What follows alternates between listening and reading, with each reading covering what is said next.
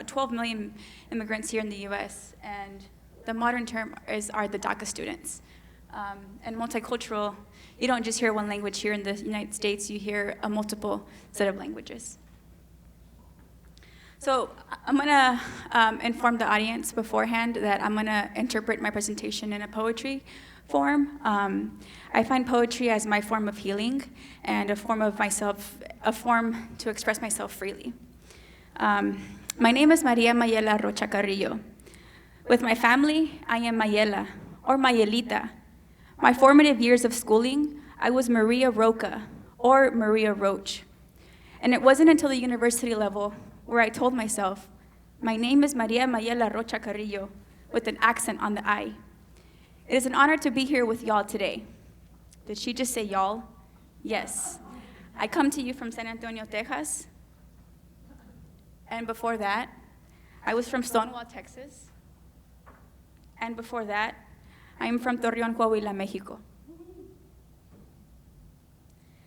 Not Torreon, Coahuila, Mexico, as it would read in the English language, a beautiful language with eloquent, radiant, and vibrant words. But there is nothing like the sound of las R's when we say aferrar, arreglar, barrio, derrotar, guerra, guerrera, guerrero, hierro, terreno, tierra, and Torreon. If I could paint you a picture and paint myself an image of the city where I was born, I wouldn't be able to. My remembrance of Torreon is very minimal due to being brought to the United States at the young age of 3. I'm going to show a quick memoir. It's not about me, but her name is Maria. Every year, my students read Night by Elie Wiesel. Following completion of the novel, I assigned them the task of writing their own memoir. Maria came to America when she was 5 years old, wrote that she had to cross a river before she ever knew what it meant to swim, ran through knee-high grass as if the field were made of landmines, hid under the belly of trucks amid concrete and fertilizer so as not to leave a scent for the dogs. She did not know why she was running, but she knew that her mother cried every night for her father. She knew she was beginning to forget the outline of her daddy's face. She knew that he worked 18 hours a day just to provide them with food they could barely find at home. She knew that he loved them and wanted to remember what it felt like to hold his daughter in his arms. But Maria was 5. She doesn't remember life in Mexico. She remembers kindergarten and sleepovers and middle school graduation. She is more American than any slice of apple pie, but that is not what we tell her. We punish Maria for just following directions, for being a child who was simply listening to her parents. We tell her parents that they are wrong for wanting a better life for their family. We tell her that a 4.0 isn't good enough. We tell Maria that college wasn't meant for girls like her. We say too much brown skin. We say too much accent. We say, where'd you come from? We say, you don't have a number, so you don't exist. We've embedded apathy into the eyelids of this country, and now we can't even see what's right in front of us. It's hard to convince someone to do well in school when the law tells them that it won't matter. When you're a number before you're a face. How convenient that we forget our own history. A country of immigrants who were once told we didn't belong. An assemblage of faces simply waiting for our country to see us.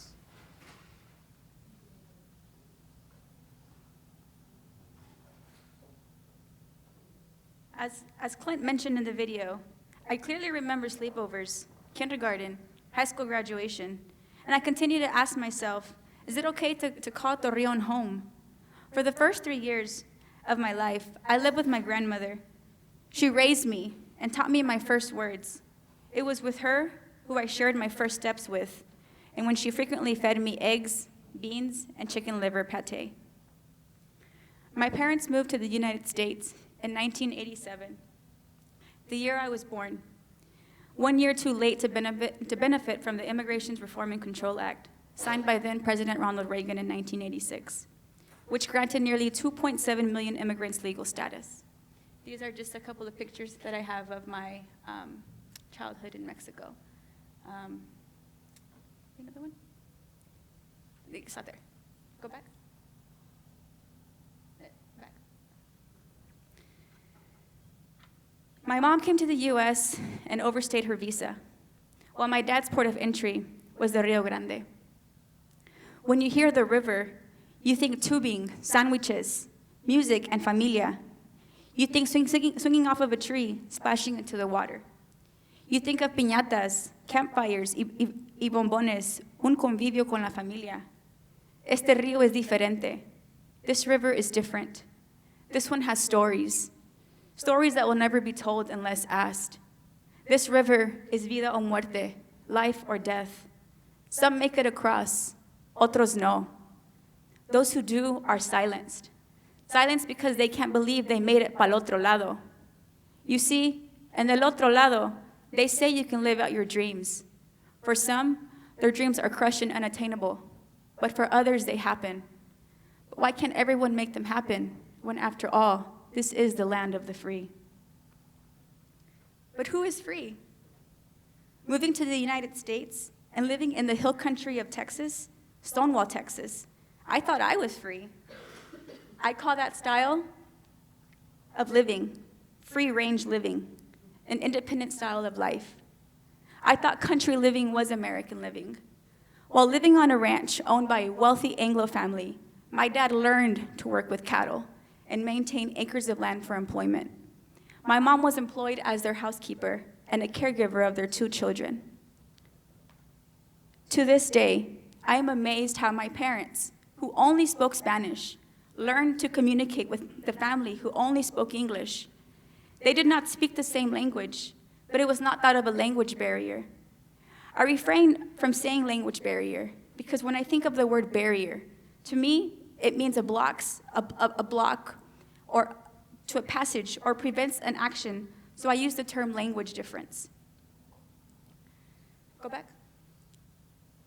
Back. That's the picture on the left. I was in Mexico. I was 3 years old. Months later, I was in the States. First day of kindergarten, I think, or Head Start, their swimming pool. That was just the entry of their home, and those were the 2 children that I grew up with.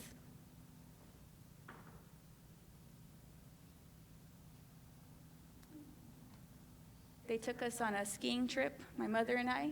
Go back, Beto. Back. These were my friends. All my friends here, we were there at a peach jamboree in Stonewall.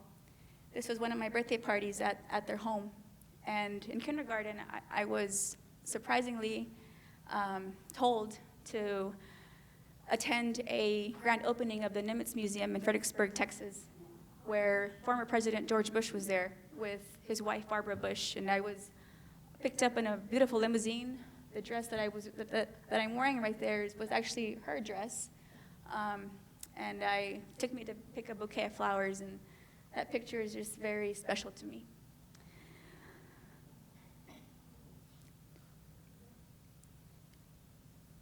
They communicated with one another through gestures, and through the years, they learned the basic English-speaking skills. In working with the family, it provided my family an attachment to their identity, an identity of wealth and privilege. I reminisce on the moments I would spend my afternoons climbing and jumping off of haystacks, chasing armadillos, skipping rocks at a nearby lake, and reading the Boxcar Children book series. The undocumented status of my family did not intervene with the trust the C family had in us. The C family did not see us as a threat. Instead, they were aware of our work ethic and embraced us as if we were their family. The extracurricular activities their 2 children were a part of, they ensured my participation as well. Activities like soccer, ballet, karate, t-ball, and swimming. On the weekends, we would alternate and spend them either at their lake house in Horseshoe Bay or their additional South Texas ranch called El Pinche Ranch. It was through experiences and opportunities like these that allowed me to acquire the English language very quickly. Up until the age of 9, I was an only child. My brother was born premature, weighing 2 pounds, 2 ounces. And it was his birth where he was immediately transferred to University Hospital in San Antonio, Texas, where he underwent 3 surgeries and remained hospitalized for 3 months. This transition to a new residence, my brother's birth, and his ailing health took a toll on me. Moving to San Antonio is where I began to question my identity and existence as an undocumented immigrant. We no longer had the familial tie with the C family that offered a strikingly different lifestyle. My upbringing in Stonewall, Texas was like a fairy tale, where we would ride on 4Runners or go jet skiing. I was not sure how to cope with the sudden change of lifestyle. When we moved to San Antonio, we did not have a home. It was like building our family livelihood from a bottomless foundation. We lived with my aunt in a small 1-bedroom home that housed 7 individuals. My mom joined my aunt and continued house cleaning, and my dad used his knowledge where he learned for working on the ranch and became a landscaper. Many times the income did not provide a living wage for our family of 4, plus the contributions they provided for my aunt and her family of 3. My grandmother would visit us on her visa and would bring over Mexican candy. And yes, I was that student who sold the candy in middle school for quarters to use for laundry. After residing with my aunt for a few months, we moved into a 1-bedroom duplex next to the train tracks, where the house would slightly tremble upon its passing. In order to fit comfortably, we had to place a bed in the living room along with my brother's crib. Living in these conditions, I remember feeling ashamed, inviting my friends over to my home. There were other things that brought me feelings of shame beyond our home. I was so embarrassed about the old khaki-colored 2-door Nissan Datsun my parents drove. I would ask them to drop me 2 or 3 blocks away from school so I wouldn't be seen in it.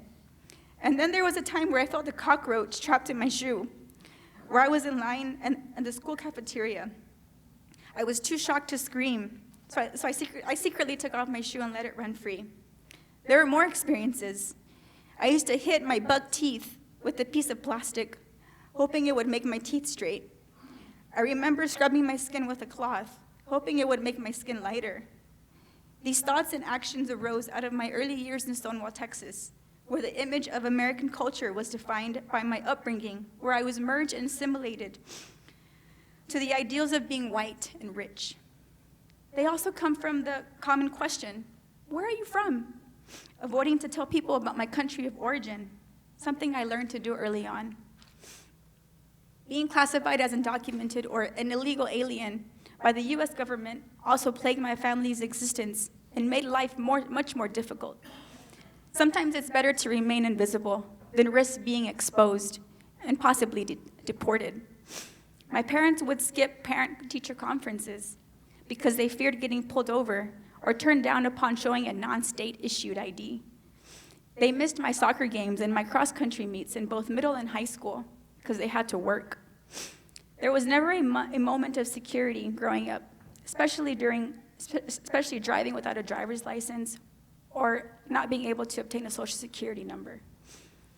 As a Mexican native who underwent a public education trajectory in a country I consider home, yet I also contended with losing my place in this country because of the tenuous political climate exerted towards undocumented immigrants. I was fortunate in having teachers and counselors who understood my situation.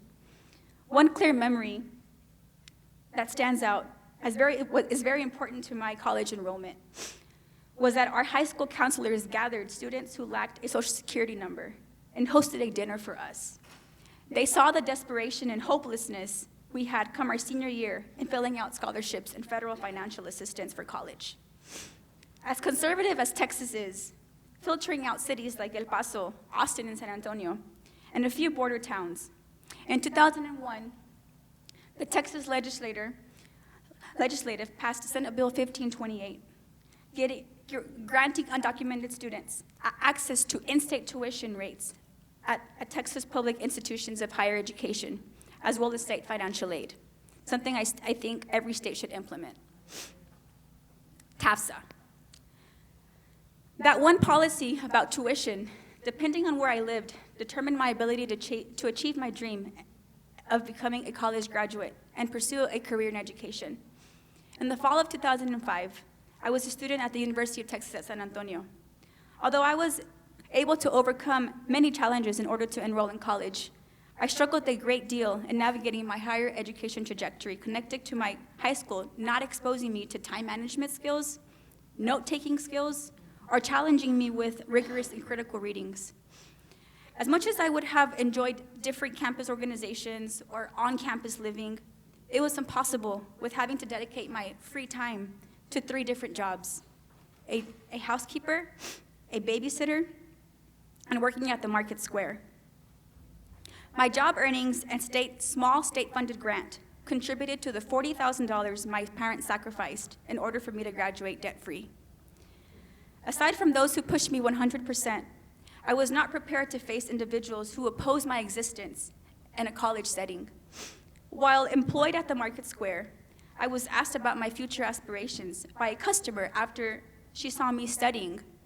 After telling her I wanted to be a bilingual teacher, her response was, "Go back to your country and teach your language over there." Another encounter I faced was with the university's field placement coordinator. She was in charge of pairing student teachers to their respective campuses to complete the final phase of student teaching and degree requirements that included a student internship. It was my senior year, and I remember walking to her office with an immense feeling of joy and excitement, eager to know my placement.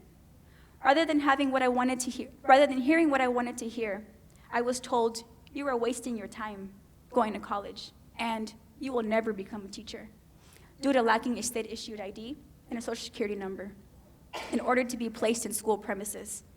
At the time, the only ID I had was a Mexican passport and a Mexican consulate card.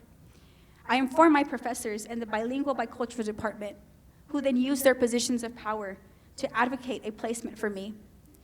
Edgewood ISD did not have ties with the university in previous years, but were gracious enough to open their doors to me. Upon graduating in May of 2012, I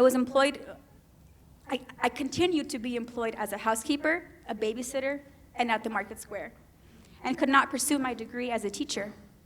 It hurt to see my peers being able to present their exams during our senior year. June 15th, 2012, the same year I graduated with my bachelor's degree, is a day I will never forget. Not only was it my 25th birthday, but it was also the day our former President Barack Obama announced DACA, Deferred Action for Childhood Arrivals, an executive order. DACA protects certain undocumented immigrants from deportation, granting us the opportunity to obtain a 2-year work permit, a temporary driver's license, and a social security number. It does not grant citizenship, nor can we leave the country. Who can apply for DACA? Individuals under the age of 31, as of June 15, 2012, they had to have come to the U.S. before their 16th birthday, continuously lived in the U.S. since June 15, 2007, were physically present in the U.S. on June 15, 2012, graduated or currently attending schools, clear criminal background. You either had to pay for legal fees, or every 2 years you had to pay USCIS $495. Upon receiving my documents, I began to get back into the teaching groove and began working at a Spanish immersion preschool. While employed at Mustard Seed Academy, I took my teaching exams, the EC Generalist, the PPR, and the BTLPT. It took me 3 tries to pass the Generalist and the BTLPT exam. Once I passed, I was employed with KIPP San Antonio for 3 years, and currently I finished my transition in San Antonio Independent School District, the district I attended. I've taught pre-K, 1st grade, 3rd grade. Next year I will be teaching 2nd grade. That was my first group of students at Mustard Seed Academy. Spring 2017, I applied for graduate school and began my journey as a full-time graduate student, on top of being a full-time teacher and a community activist.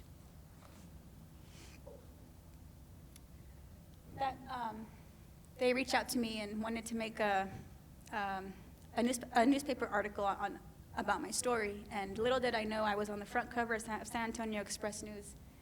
And a comment that I was told that I will never forget was, "Now I know who to call ICE on." That's me when I first started joining rallies, marches. That was me as a part of the Cesar Chavez Foundation. I helped organize our yearly marches in San Antonio. And America Ferrera went to San Antonio, and a couple of students and myself were able to listen to her speech and meet her. My friend called me. She's like, "Maria, you're on TV. I see a fourth of your face on TV." And I was like, "What?" So then she sends me that picture, and little did I know, Senator Dick Durbin shared my story on the U.S. Senate floor.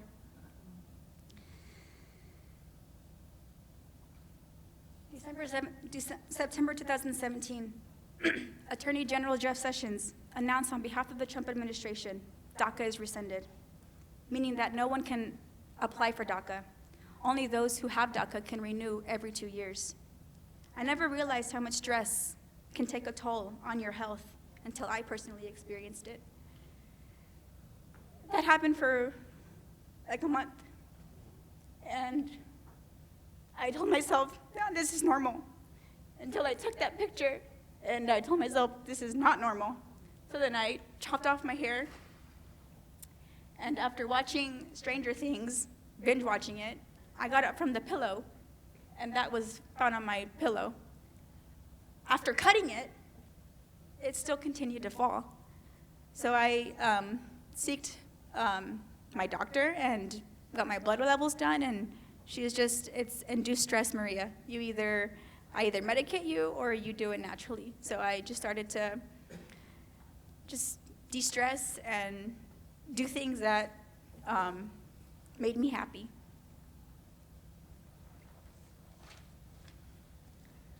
Fall 2017, I was able to take an education law class and an administrative course, by far the hardest semester, where I simply did not feel like opening up a book, much less writing essays or reading court cases. My professors kindly allowed me to turn in my final at a later date. They gave me a year extension. December 2018, I received my master's degree in educational leadership from UTSA and continued my activism. That was my graduation cap. That's my family. And that was at a conference on how schools can better support undocumented students. NPR reached out to me, and Beto O'Rourke shared my story on his Facebook page. Here I am. I'm a part of San Antonio Rise, and we told the district that they had to make a bilingual handbook for our parents to be informed and to know that just the basics of a school district. And I was on Reuters, I think that's how you pronounce it, Reuters. And just my story continued to be told on a national platform. So how can we better support our immigrant community? In Texas, we have what's called SB 4, which is the Show Me Your Papers law, similar to the one in Arizona, that allows police, even college campus police, to question the immigration status of anyone that's detained or arrested. Law enforcement cooperates with ICE, but our chief of police and our mayor spoke against SB 4, where it's not fully implemented. I know it's fully implemented in Laredo, Texas, and in Bastrop. This handbook took months to fight for, but they finally distributed it. And in the handbook, it clearly states that SAISD police will not cooperate with ICE. UTSA is the first public university in Texas to open up a Dreamer Center, a center reflective to different centers in California, where students are able to go to that center, feel safe, and ask for any resources on either being international student or DACA, or simply those who were unable to apply for DACA simply because of their age or the day they arrived to the United States. And I'm going to show this small video. After this video, I want you to shout out a word that popped to your mind when you saw this.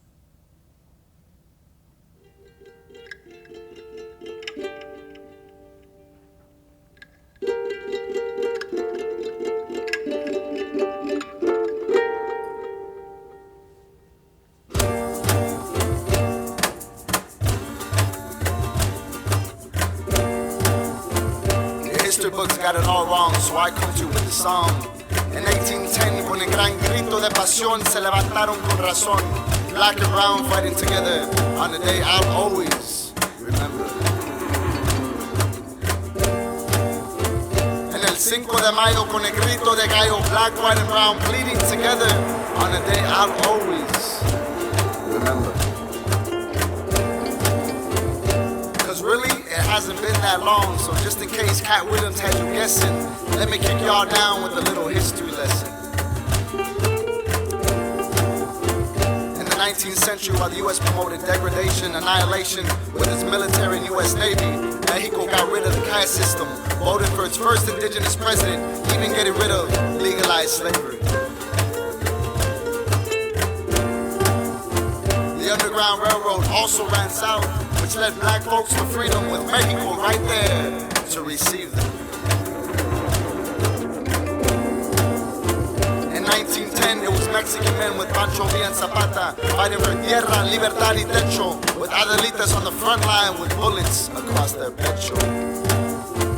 In the year 1946, it was the Mendez family that fought against segregation in schools, because before that, they treated us like fools, pushing us out into gangs, wars, and drugs.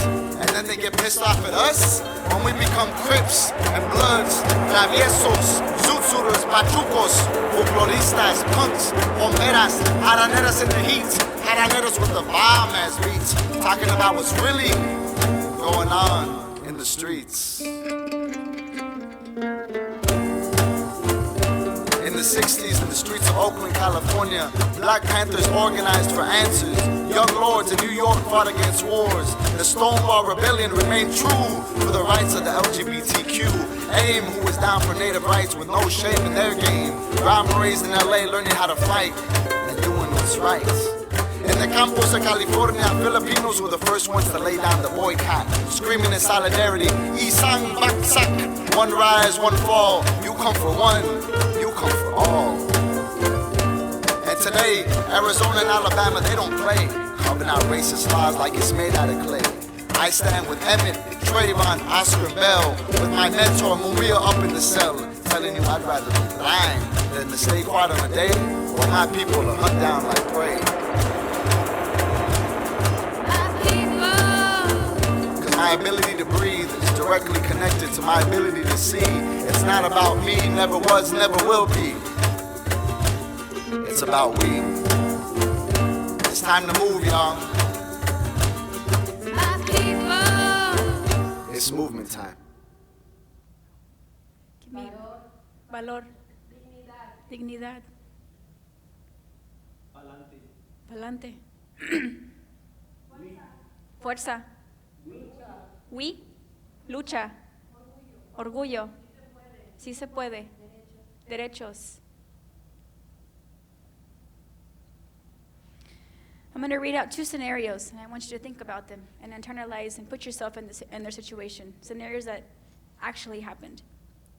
You are an undocumented immigrant, and this morning, upon arising from bed, you turn on the television and hear a news story that the police and Immigration Customs and Enforcement is using Phoenix as a test area.